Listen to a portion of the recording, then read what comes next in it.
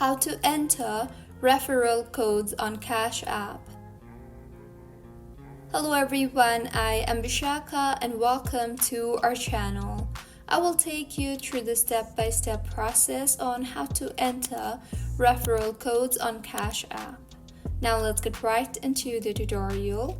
Firstly, go ahead and open the Cash App application on your device and make sure you are signed in, and if not, then go ahead and sign yourself in. Once signed in, tap on your profile icon on the top right of your screen and further scroll down and you will see the Enter Referral Code option.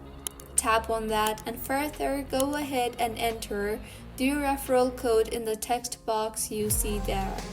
Once entered, tap on the Enter button and with this, your referral code will be entered. So, this is how you can enter referral codes on Cash App.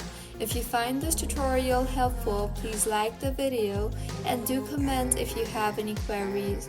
Also, do subscribe to our channel for more contents like this. Thank you for staying with us until the end.